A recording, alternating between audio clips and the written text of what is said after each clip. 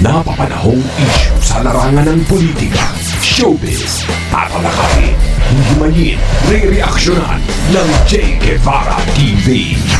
J. Guevara TV nga po pala, isang reactor ng mga viral issue na nagaganap dito sa Pilipinas.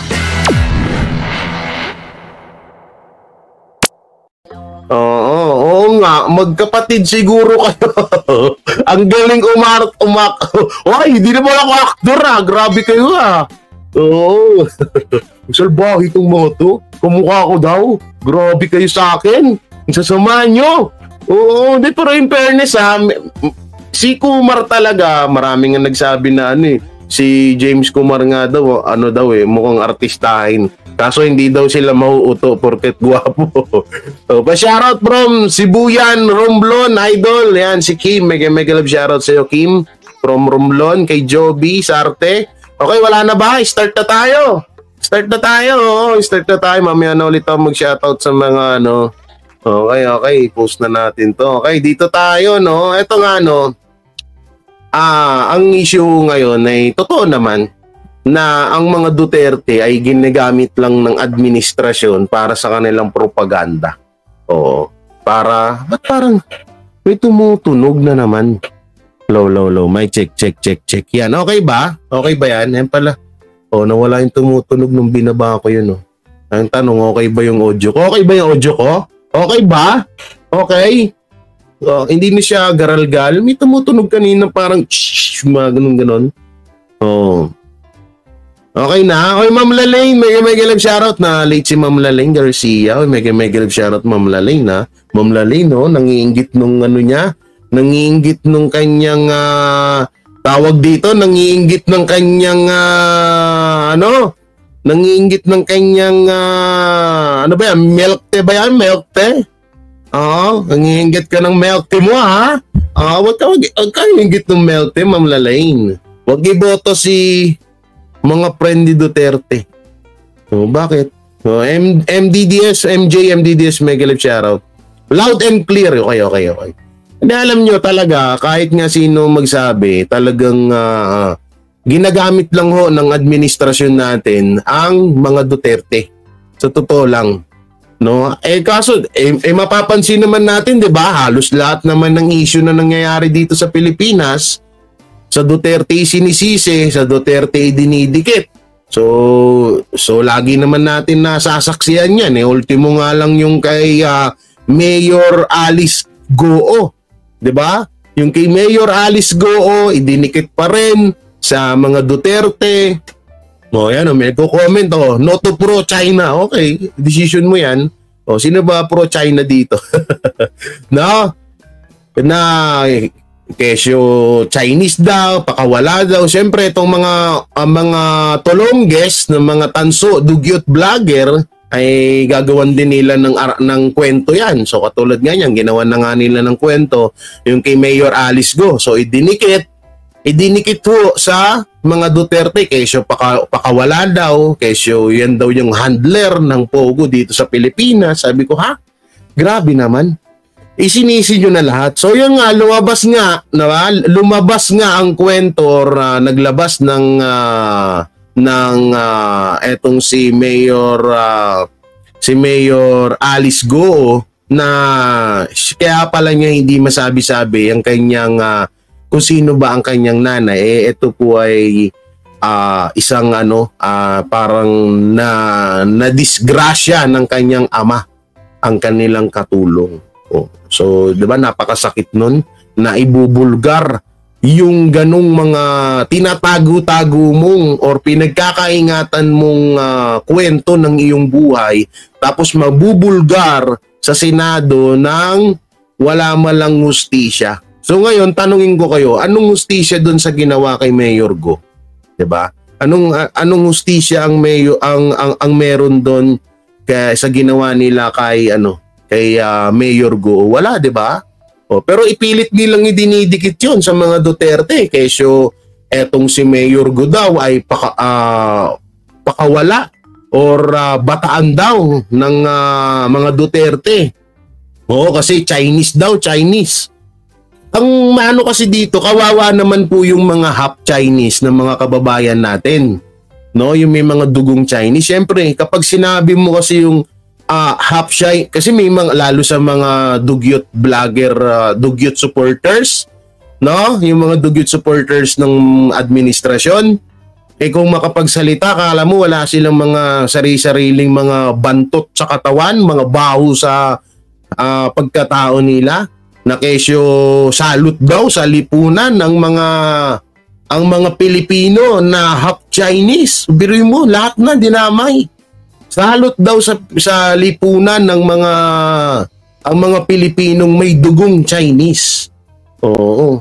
Ganyan sila mambalahura. So iba naman tayo dun, hindi naman tayo katulad nila eh. Tayo naman dito, ang obligasyon natin dito ay tama yung mga pagkakamali na ibinabato sa mga Duterte, no? At kapag may nakikita tayong mali, sinusupalpal ho natin yun, no? So eto na nga, no, panoorin ho natin tong sinabi katulad dito. Saan ba tayo magsisimula? Wait lang ha. Titignan natin kung saan tayo magsisimula. Ano bang maganda? Eto, unahin natin tong investigasyon sa gentleman agreement na naman na walang kasawa-sawa. So play natin to. Inaandar na ng House Committee on National Defense and Security at Special Committee on the West Philippine Sea ang pagdinig nitong Lunes, Mayo 20 sa umanay gentleman's agreement sa pagitan ni dating Pangulong Rodrigo Duterte at ng China sa Ayungin Shoal. Ngunit Biruin nyo eto halos ilang buwan na po ba tinatakbo ng investigasyon about gentleman agreement na to? Wala ba kayo napapansin? Wala kayo napapansin dito? Na yung imbis na yung attention natin is mag-focus sa ginagawa ng gobyerno or magpuputa ng Tado ka lang ako kay storbo ka, nagbablog ako dito wait lang guys, yung ano ko pala, yung charger ng laptop ko malulobat, hindi ko nasaksak. Buti pinaalalahanan ako ng langaw. Ang galing nung langaw Kung hindi ko dumaan sa harap ko, di ko malalikitang lobat yung laptop ko.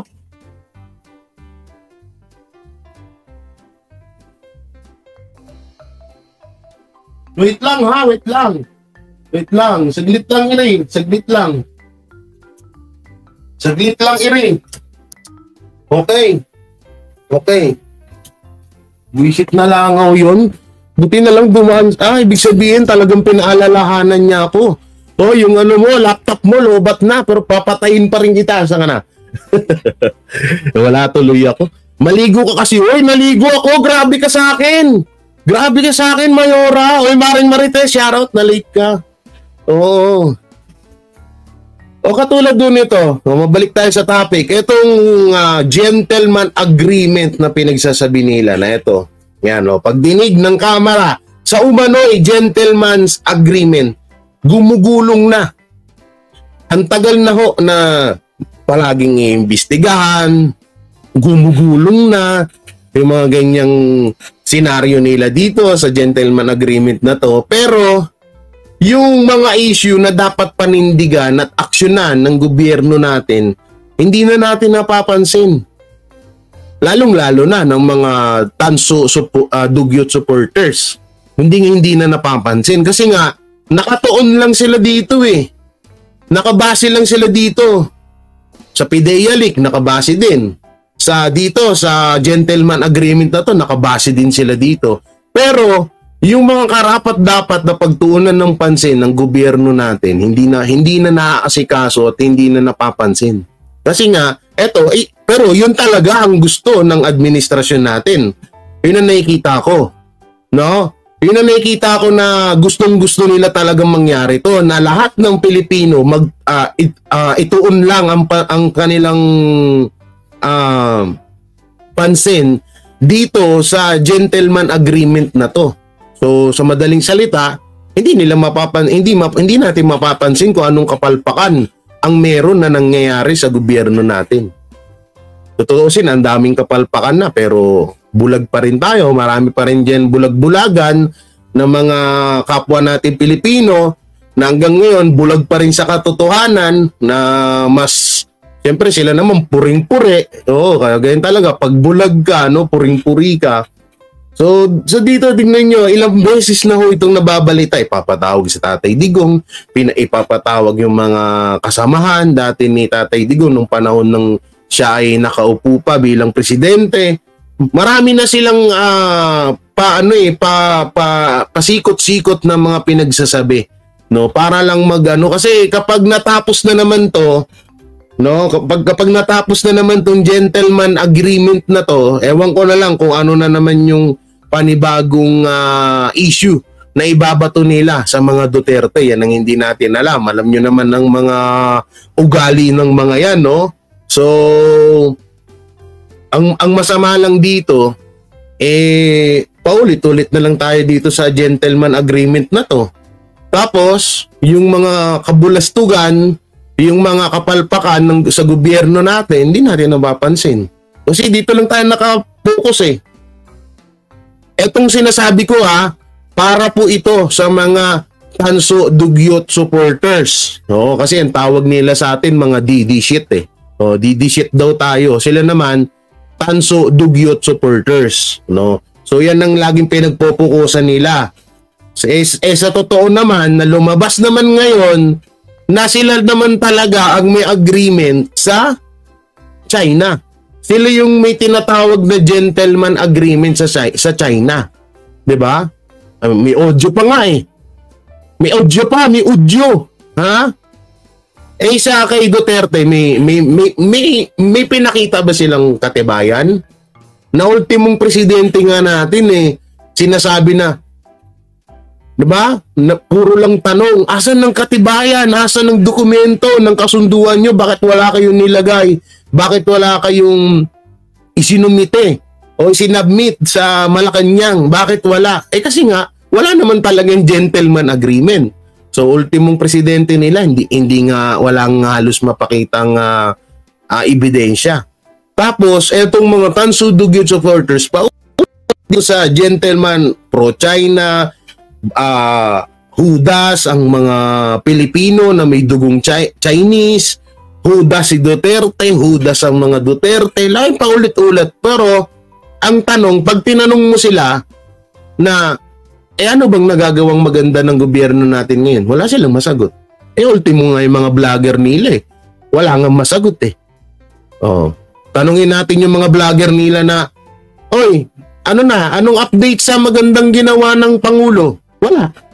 Ang mapapanood mo doon, gentleman agreement, Duterte salot sa Pilipinas, mga Pilipino na may dugong Chinese salot daw sa Pilipinas, Pidea Leaks, kesyo si Morales ay bata daw ni Duterte, ni kesyo daw si Marlica bata ni Duterte. Yan ang mapapanood mo sa kanila. At yung mga iba pang personal na buhay ng mga banateros, mga DDS vlogger, especially to banateros, mga personal na buhay ng mga vlogger, yun yung mga topic nila doon. Pero yung mga magagandang ginagawa ng kanilang Pangulo, wala silang may topic.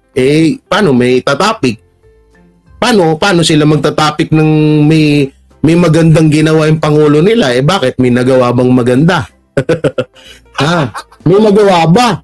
O asan na? Yung sa bigas. O asan na yun? Wala na. Walay na. Ubus na. Anyari? Bakit nagkaganito? Naglo-loading ang aking live. Bakit ito? Bakit Ayun, okay na. Uy, ba't ano nangyari? Bakit oh my gosh. You're eating my nerve. Yun, okay na. Guys, okay ba? Ano nangyayari sa ko? Ba't tayo mapindot? Yun. Naglalag ba ako? Hindi naman yun, bumalik na. Buisit na yan, ginugurgur ako. Ay, masama ba magsalita? Totoo naman Dito naghahang ako dito. Ang lakas-lakas ng wifi ko. Tapos, yan ang hirap sa inyo pag nagsasalita kami ng gagalit kayo, pero kapag yung mga Tanso vlogger hindi kayo nagagalit. Yanak ng teteng naman walang gurguran. Walang gurguran. Ginugurgur niyo yung live ko Walang ganon. Walang yan. At bakit? Totoo naman sinasabi ko May ginawang maganda kayo? Meron ba? Wala naman Oh, yung 20 kilos na bigas, wala. Pamasahe, wala. Pagbaba ng presyo ng bilihin, wala. Ano yung natupag? Andun. Nasa nasa Indian, ano ba yun? Ano ba yung nakita ko kanina? Wait lang. Ano ba yun? Nasa forum. Ano ba yun? Pacific, ano ba yun? Nakalimutan ko yung kanina nakita ko sa video, Pacific, ano ba yun? At doon, ang presidente nyo. Oy, Ma'am Karen May, maraming salamat. Ma'am Karen May, thank you po. Nandun ang inyong presidente. Ha? Nandun sa sa Pacific. Ano bang klaseng yun? Paktay. Yan, pag sinaksak mo. Buisit na yan. Ginugurgur yung live ko. Kung nakapagsalita lang ako na, bakit? Totoo naman sinasabi ko Oyip na itong mga to. Pag Hindi sumipot ang mga inibitahang matataas na opisyal ng Duterte administration. Kabilang dito ay sina dating Defense Secretary Delfin Lorenzana, dating National Security Advisor Jimenez Esperon, sina sumipot ang mga Pangulong Rodrigo Duterte at ng China sa Ayungin Shoal. Ngunit hindi sumipot ang mga inibitahang matataas na opisyal ng Duterte administration. Kabilang dito ay sina dating Defense Secretary Delfin Lorenzana. Kasalanan na naman ng Duterte kasi hindi sumipot. Ganun na naman. May malamang sa malabang yan na naman sasabihin nila. Ay, piligilan ni Duterte yan. Kaya hindi sumipot. Ay, inano ni Duterte yan. Hinarangan ni Duterte yan para hindi sumipot, para hindi umano dyan. Bastos talaga yung mga yan. Ako. Alam nyo, mga ka-DDS, mga kabanateros, alam nyo, minsan, na ako parang nai-immune. Immune na po ako. Parang yung tipong kapag may lumabas na issue, ay, antemano, kahit hindi mo ba panoorin titigan mo lang, halimbawa makita mo lang yung title, ay, sa Duterte na naman si Sisi to. Sa Duterte na naman si Sisi to. Oo, malamang. Alam mo, immune na tayo Parang alam mo, paulit-ulit na lang kasi. Kaya parang alerto na tayo na anong kaguluhan yan? Asin yan? Anong kaguluhan? Wala na po. Ito, nananahimik lang po ako dito. Diba? Ayusin mo, title mo. Nakalaya na ba si Morales? Mamaya, easy ka. Oo, nakalaya na. Bakit? Hindi niyo pa ba alam? Hindi pa ba binabalita sa inyo? Hindi pa ba binabalita ni Maharlika? Hindi niyo pa ba alam? Akala ko naman marami na nag-content. Hindi niyo ba alam? Mamaya, papaalam ko sa inyo. Dating National Security Advisor Hermogenes Esperon at dating Executive Secretary Salvador Medaldea na nagpadala lamang ng kinatawan. Kabilang sa mga ahensya na lumahok sa pagdinig ay ang Department of Foreign Affairs, Department of National Defense, National Security Council, Philippine Coast Guard, Armed Forces of the Philippines at Department of Justice. Tapos, nanindigan naman ang mga kinatawan ng mga nasabing ahensya na wala silang alam na anumang dokumentong magpapatunay sa kontrobersyal na gentleman's agreement. The Department of Justice is here. Dapat, pag ito, di ba, pinag-uusapan nila to ng Kamara, itong gentleman's agreement na to. Dapat isunod din nila dito yung new agreement. Di ba? Para it's a tie. Para walang kinikilalang yung tawag dito, yung parang bias na yan. Para it's a tie, di ba? To honor the invitation of Congress and to assist the committee and the special committee in its investigation so that it can swiftly conclude its investigation. The Department of Justice is not privy to this agreement, has not seen the contents of this agreement, does not know the contents of this agreement.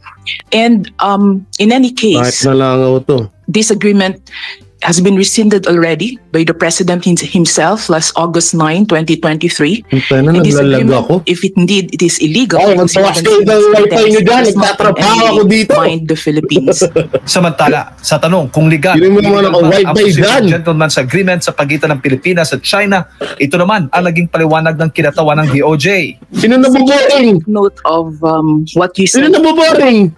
Sabi hoy, channel, kung nabuboring ka, umalis ka na. Sino yan? Tayo na mo, gusto mo gurgurin kita rito ngayon? Sino yan? Labas. Tayo na to. Mabuboring ka dito, lumayas ka. Hindi na. Bakit? Ano gusto mo? Doon ka? Gusto mo sa sa mga sex bomb dancer, doon ka. Pala maboring eh. Kung mag-ano ka, mag-Pornhub. Ayaw mo maboring, di ba? Sira ulo. Before on the definition of a gentleman's agreement, because a gentleman's Boring agreement pala, exists in international Condolence. law. No, it's called Condolence. Nawala na oral siya. treaty. It's usually in the form Boring of an oral treaty. Can be allowed under international law because oral treaties are allowed under international law, but whether or not it is legal would depend. Tingnan nyo tong mga lokong to. Ang daming pwede nilang atupagin, 'di ba? Pero ang pinag-aaksayan nila ng panahon yung West Philippine Sea, yung gentleman agreement kuno, 'di ba? Ang dami nating problema sa bansa natin, pero yun ang inaatupag nila. No, mga pinapasahod natin to. Mga pinapasahod natin lahat to. Bakit nagkakaganito tong mga to? Ano yan? Lalakas ng amats nyo Ito si Ma'am Leia Okada na sabi ko tayo malakas ang amats. Diba? Ito na mga pinapasahod natin tong mga to. Tapos andyan palagi na lang secret deal agreement. Secret deal. Utak si Duterte. Puro na lang kayo. Sorry. Jay, gusto mo lang may content. Ano na naman to? Ano na naman? Putay na ko. Malamang vlogger ako. Siyempre. Kaya nga reactor eh. Buisit tong mga to. Ay siguro mga ano to. Mga dilawan to. Mga dilawan yan. Okay, utak ng dilawan. On its contents. Kasabay ng pagdinig ay umapila ang kasalukuyang commandant ng Philippine Coast Guard na tapusin na sa lalong madaling panahon sino to? Investigasyon. Si magdudulot anya ito. Si Tarantula? Sino ba to? Si Tarantula ba to? Pilipino. This is an appeal to Congress as the representative of the people. Katulad niyan katulad nung may balbas na yan Di ba ko ito yung congressman na ipinalit kay hindi pala. Iba pala yun. Pero eto, kasamaan din nila to. Katulad yan, dapat nasa lugar niya yan. No? Dapat nasa lugar niya yan para maglingkod sa bayan niya. Pero tingnan mo nandyan, nasa kamera, bagay. Hawak naman nila yan. No? Andyan para ubusin yung mga oras nila para dyan sa secret agreement na yan. Na ultimong presidente. Ito, dito ako nagtataka Sinabi na ng presidente sinabi na ni Bongbong Marcos, the President of the Philippines, yan kinumpleto ko na, huwag na kayo magalit sa akin huwag nyo na akong gurgurin Sinabi na mismo na wala ngang ebidensya, wala rin maipakita. Yung Sir Alan Megalib shoutout. Sir, yan shoutout. Sinasabi na ng Pangulo nila na walang maipakitang dokumento, ebidensya. So tapos etong mga to, ang tagal-tagal na nung issue na yan, kung talagang may secret agreement dyan, di sana lumabas na yan. Ang tagal na nilang iniimbestigahan yan Di ba?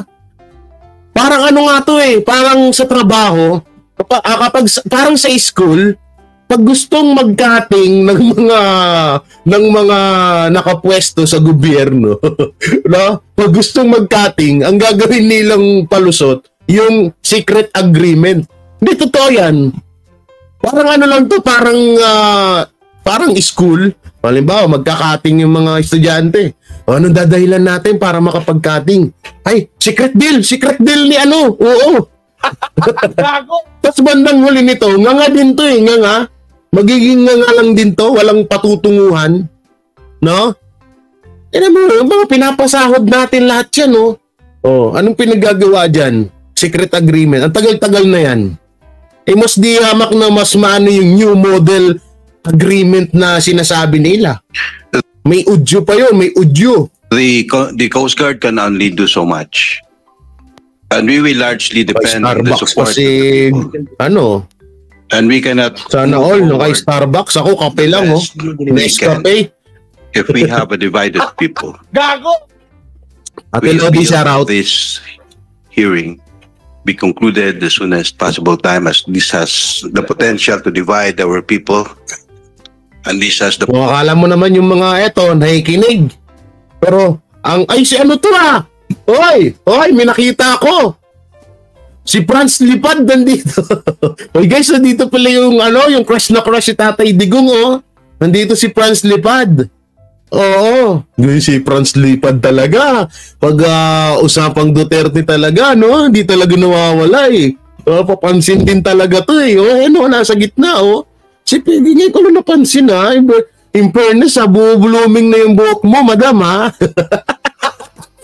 Buhok lang, Jay. Buhok lang ang nakita ko nag-blooming Bakit ba? In fairness nag-iiba na yung hairdo mo Franz Lipad Oo, yan sa gitna Seryoso dun sa iPhone 14 Pro Max niya sana all. Gago. Ang sarap maging gobernador no, magkaroon ka ng iPhone 14 Pro Max. Sarap no. Takbo kaya ako sa susunod. Para magkaroon naman ako ng sports car at saka iPhone kapag syempre pag gobernador ka na madali na lang mabili yan. Baka nga sponsor nga lang din yan Gago. The potential to confuse us on the ground. Ano na naman kayo babaan natin? Noong Abril 11, itinanggi ni dating Pangulong Rodrigo Duterte ang nasabing kasunduan sa pagitan ng Pilipinas at China sa West Philippines. Oy, luma na yung video nyo. Di ba pwedeng palitan nyo naman ng bago to? Sa lahat ng media,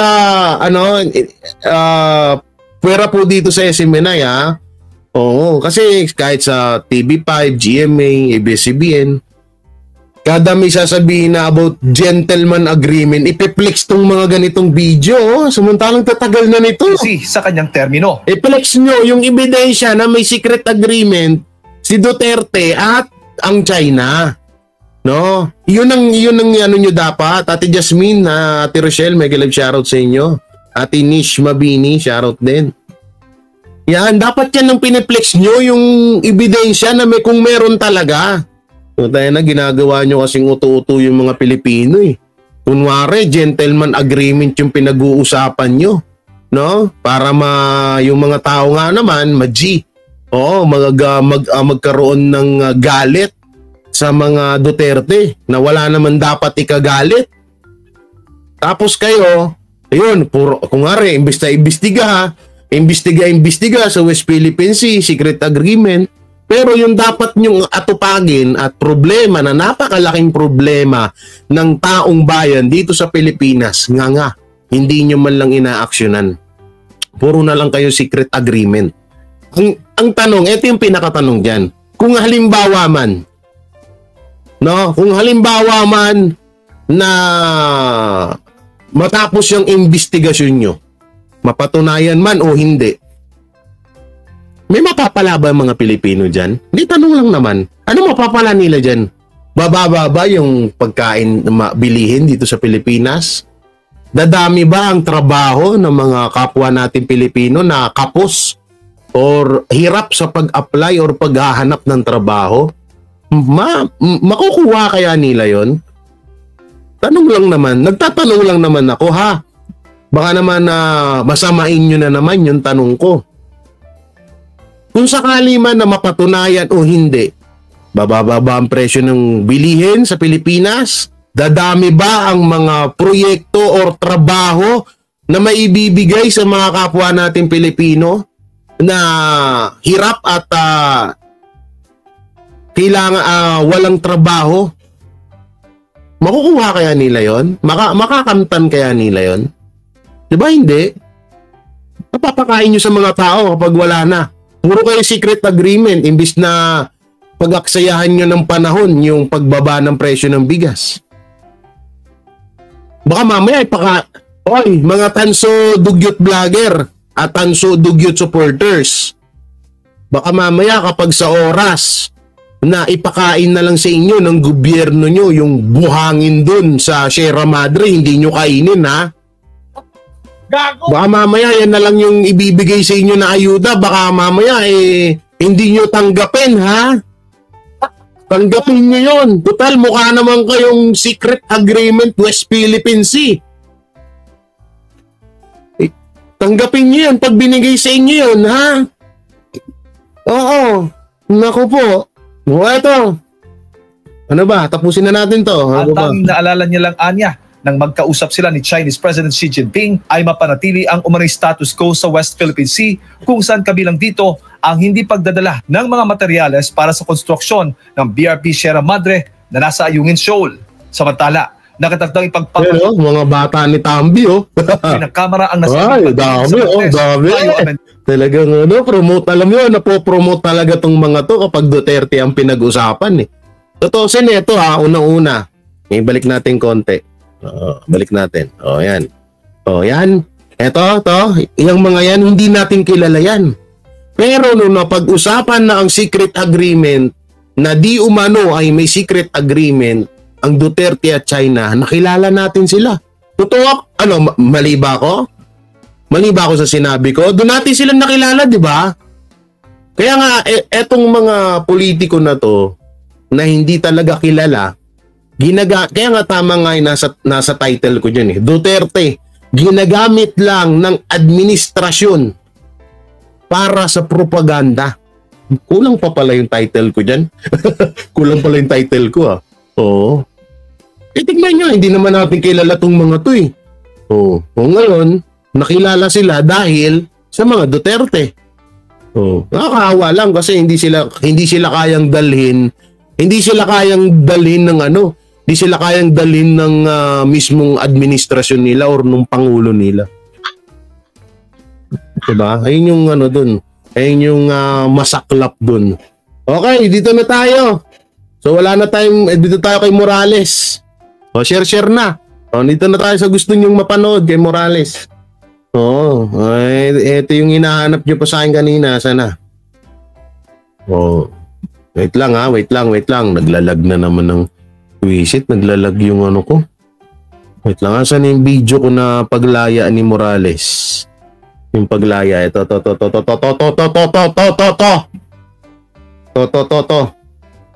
Okay. Asan na yung paglaya? Wait lang, hindi ko ata na-download. Wait lang. Batoro.